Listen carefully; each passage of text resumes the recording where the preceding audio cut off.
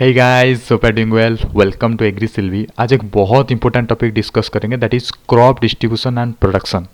The factors of crop distribution and production. Actually दो factors है, एक है फिजिकल फैक्टर, दो second one is social environment factor. ये दोनों ही सिलेबस में अवेलेबल है। UPSC mains agriculture optional paper 1 syllabus में आपको मिलेगा, इकोलॉजी के अंदर मिलेगा crop distribution and production, to factors, physical factor and social environment factors. So आप चाहें तो प्लेबैक स्पीड को थोड़ा सा बढ़ा सकते हैं, 1.25x या फिर 1.5x for better audio experience. तो हम क्या क्या लिखेंगे, एक ओवरव्यू दे देता हूँ, उसी के बेसिस पे हम ये आंसर राइटिंग करेंगे। पहले फिजिकल फैक्टर के बारे में लिखेंगे, फिर सोशल एनवायरनमेंट फैक्टर के बारे में लिखेंगे। फिजिकल फैक्टर में 4 हेडिंग्स है, climate, soil quality, topography, then natural disaster. Climate के अंदर रहेगा टेम्परेचर, रेनफॉल, सनलाइट, ये 3 रहेगा क्लाइमेट के अंदर। फिर सोशल एनवायरनमेंट फैक्टर में 8 हेडिंग्स रहेगा, economic factor, cultural practices, government policies, labour availability, consumer demand, market access, land tenure system, technology adoption. एक ओवरव्यू दे देता हूँ, क्लाइमेट कैसे हमारे क्रॉपिंग पैटर्न को, हमारे क्रॉप प्रोडक्शन को, क्रॉप डिस्ट्रीब्यूशन को अफेक्ट करता है। आपको पता होगा टेम्परेचर, रेनफॉल, सनलाइट, ये सारे चीज़। हाई टेम्परेचर में कोई अलग क्रॉप, लो टेम्परेचर में कोई दूसरी तरह क्रॉप होता है। रेनफॉल कहाँ पे इरिगेटेड होता है, कहाँ पे स्प्रिंकलर इरिगेशन यूज करते हैं, कहाँ पे मानसून क्लाइमेट के डिपेंडेंट है। सनलाइट कहाँ पे फोटो पीरियडिज्म डिफरेंट है ना, फोटो पीरियडिज्म वाला क्रॉप डिफरेंट है। Okay, then soil quality, pH के ऊपर, इलेक्ट्रिकल कंडक्टिविटी, सॉइल सैलिनिटी, ये सब डिपेंड करता है ना। Topography, slope, northern slope, southern slope, aspect, ये सब आता है ना वो फिजिकल फैक्टर के अंदर। ये सारे के सारे इम्पैक्ट करते हैं हमारे crop distribution and crop production के ऊपर। Natural disaster obviously. Then social environment factor में इकोनॉमिक आएगा, आपके पास कितना रिसोर्सेस है, आपके पास कितना पैसा है, वो डिटरमाइन करेगा आप क्या क्रॉप प्लांट करेंगे। ओके, कल्चरल प्रैक्टिसेस, सबको पता है कल्चरल प्रैक्टिसेस, मोनोक्रॉपिंग या फिर पॉलीकल्चर या फिर कुछ भी, एक्वा कल्चर, क्या आप करेंगे वो कल्चर आपको कहेगा। अगर आपके एरिया में सब लोग नॉन वेज है तो आप पोल्ट्री कर सकते हैं। अगर सारे के सारे वेजिटेरियन तो आप पोल्ट्री करने का कोई भी फ़ायदा नहीं वहाँ पे। गवर्नमेंट पॉलिसीज़, गवर्नमेंट जो सब्सिडी देता है जिस क्रॉप में, उसको प्रैक्टिस करना चाहिए। एमएसपी जो 22 मैंडेट क्रॉप का है वो प्रैक्टिस करना चाहिए। लेबर अवेलेबिलिटी, कुछ क्रॉप्स ऐसे हैं ना, टी, कॉफ़ी, ये सारे बहुत सारे लेबर ज़रूरत करता है, तो लेबर होना चाहिए वहाँ पे। कंज्यूमर डिमांड, जहाँ पे मार्केट जो डिमांड करता है, कंज्यूमर जो डिमांड करता है, उसको उसी के हिसाब से हमको क्रॉप प्रोडक्शन करना चाहिए। क्रॉप डिस्ट्रीब्यूशन भी उसी तरह से होता है।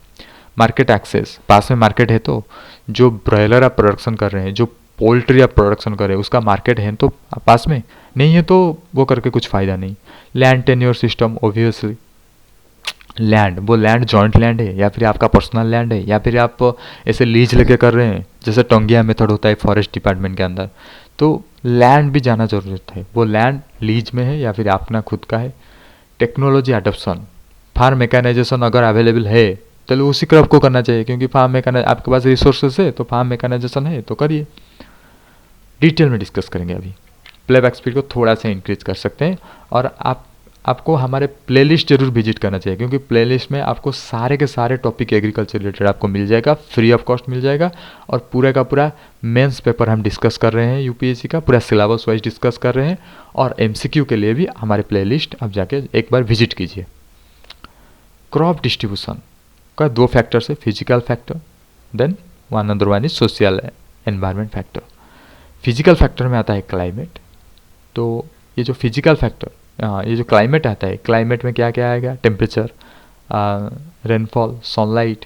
जैसे आप एक example, rice evident rainfall and warm temperature में अच्छा होता है, पर wheat cooler and dryer condition में अच्छा होता है। तो देखिए क्लाइमेट कैसे डायरेक्टली इम्पैक्ट करता है चॉइस ऑफ क्रॉप में, टाइप्स ऑफ क्रॉप में। फिर टेम्परेचर की बात करते हैं। देखिए टेम्परेचर किसके लिए ज़रूरत है, जर्मिनेशन के लिए, जो क्रॉप का जर्मिनेशन, सीड का germination, growth of crop, maturity, ये सब के लिए हमारे टेम्परेचर बहुत ज़्यादा ज़रूरी है। एग्जाम्पल के लिए मेज़ वार्म टेम्परेचर में है, कैरोट कूलर कंडीशन में अच्छा ग्रो करता है। तो देख सकते हैं यहाँ पे चॉइस ऑफ क्रॉप भी डिफरेंट हो गया टेम्परेचर की वजह से। रेनफॉल, रेनफॉल तो यूनिफॉर्मली डिस्ट्रीब्यूटेड नहीं है, पहली बात ये है। जहाँ पे वेल डिस्ट्रीब्यूटेड रेनफॉल है, जहाँ पे एडिक्वेट रेनफॉल है, वहाँ पे तो आप क्रॉप ग्रो कर सकते हैं। पर जहाँ पे नहीं है, इरेगुलर है, वहाँ पे आप इरिगेशन सिस्टम फॉलो करेंगे। वो ड्रिप इरिगेशन सिस्टम हो सकता है, स्प्रिंकलर इरिगेशन सिस्टम हो सकता है, कुछ भी हो सकता है, फ्लडिंग बेसिन हो सकता है, बट आपको करना पड़ेगा क्योंकि रेनफॉल की लैक है ना। Then sunlight, cotton and sunflower जैसे क्रॉप ना बहुत ज़्यादा सनलाइट रिक्वायर करते हैं। तो अगर आपके पास सनलाइट का फैसिलिटीज़ नहीं है, अबुडेंट सनलाइट नहीं है, तो इस क्रॉप को चूज नहीं करना चाहिए। Okay. Soil quality, obviously soil का जो फर्टिलिटी स्टेटस, उसका पीएच, उसका इलेक्ट्रिकल कंडक्टिविटी, उसका सैलिनिटी, ये सब डिपेंड करेगा कौन सा क्रॉप आप लेंगे। जैसे potatoes well drained acidic soil में अच्छा होता है, बट सोयाबीन अल्कालाइन सॉइल में अच्छा होता है। सोयाबीन, कटन, ये सब अल्कालाइन सॉइल में होता है। और आप चाहें तो अल्कालाइन सॉइल को एसिडिक भी, मतलब अल्कालाइन सॉइल को न्यूट्रल बना सकते हैं और एसिडिक को भी न्यूट्रल बना सकते हैं। ये सॉइल मैनेजमेंट के ऊपर है। Topography, now comes to topography. Okay, topography से फिर से स्टार्ट करते हैं। टोपोग्राफी क्या है ना, जो लैंड है उसका शेप कैसा है, उसका लैंड फॉर्म कैसा है। देखिए जो हिली रीजन्स है ना, वो वाइन यार्ड कल्टीवेशन के लिए अच्छा है, जो ग्रेप वाइन वो कल्टीवेशन के लिए अच्छा है। पर जो फ्लैट प्लेन्स है वो व्हीट फील्ड के लिए अच्छा है। क्यों, ऐसा क्यों? क्योंकि जो एलिवेशन, स्लोप, वाटर ड्रेनेज, ये सब डिपेंड कर, सनलाइट एक्सपोजर, ये सब डिपेंड करता है टोपोग्राफी, डायरेक्टली और इनडायरेक्टली डिपेंड तो करता है। तो इसलिए एग्जाम्पल के साथ में देता हूँ।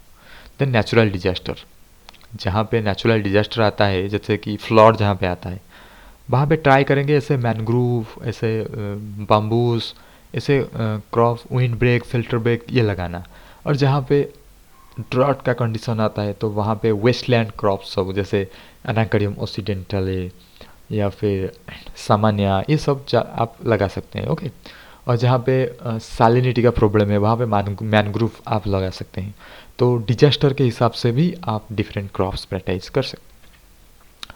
Then comes to second factor, that is social environment factor. तो पहले इकोनॉमिक, जैसे कि मैंने बोला है कि farmer needs access to final resources. Final resources नहीं होगा, इन्वेस्टमेंट नहीं होगा, तो फार्मिंग कैसे हो पाएगा? क्योंकि उसको सीड परचेज भी करना है, इक्विपमेंट्स भी परचेज करना है, टेक्नोलॉजी भी परचेज करना है। ओके।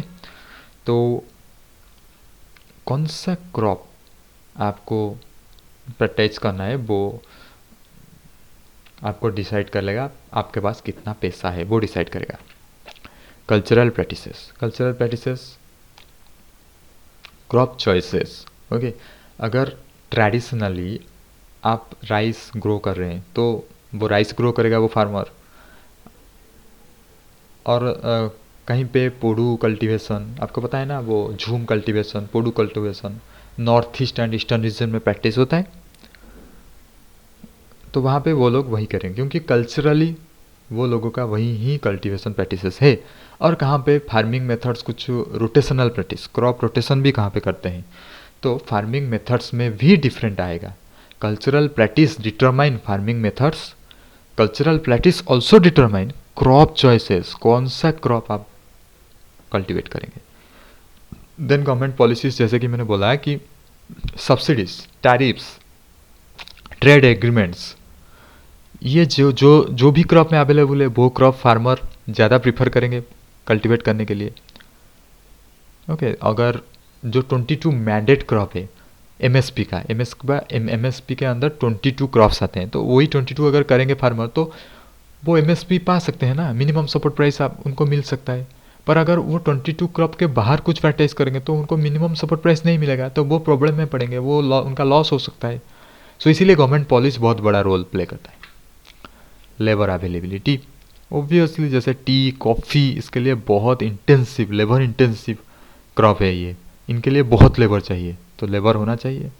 जो क्रॉप प्रोडक्शन जैसे मेज हो गया वो मेकानाइज्ड है, इंस्ट्रूमेंट ऑलरेडी अवेलेबल से, तो वहाँ पे few labour available. Consumer demand, consumer का डिमांड क्या है, मार्केट का डिमांड क्या है, वो भी डिटरमाइन करेगा आप कौन सा क्रॉप प्रोडक्शन करेंगे। मार्केट एक्सेस, मार्केट के लिए ट्रांसपोर्टेशन फैसिलिटी तो है ना, नहीं है तो वो क्रॉप करके क्या फ़ायदा, सेल नहीं कर पाएंगे, प्राइस आपको नहीं मिलेगा, तो फार्मर क्यों क्रॉप करेगा। Land tenure system, communal land trainer में क्या होता है, कौन सा क्रॉप लगाएंगे वो सारे मिलकर डिसाइड करेंगे, वो एक प्रॉब्लम होता है, इसलिए लैंड भी ज़्यादा जरूरी है। आपका लैंड लीज पे है या फिर खुद का है। देन टेक्नोलॉजी एडोप्टेशन, जो जेनेटिकल मॉडिफाइड सीड जिसका है वो फार्मर ज़्यादा प्रीफर करेंगे क्योंकि वो ज़्यादा प्रोडक्शन देगा। एडवांस इरिगेशन सिस्टम अगर अवेलेबल है तो वो प्रैक्टिस करेंगे। तो टेक्नोलॉजी भी डेवलप होना चाहिए, वो डिसाइड करेगा कौन से क्रॉप के लिए कौन सा टेक्नोलॉजी अवेलेबल है, वो डिसाइड करेगा आप क्या क्रॉप प्रोडक्शन करेंगे, कैसे क्रॉप डिस्ट्रीब्यूशन होगा। So please like and subscribe. ये तो सारे के सारे डिस्कस कर लिए इसके बारे में, 2 फैक्टर। आप हमारे प्लेलिस्ट को विजिट कीजिए, वहाँ पे आपको सारे डिटेल्स आप देखेंगे, पूरा का पूरा एग्रीकल्चर सिलेबस वहाँ पे अवेलेबल है। So thank you, please like and subscribe.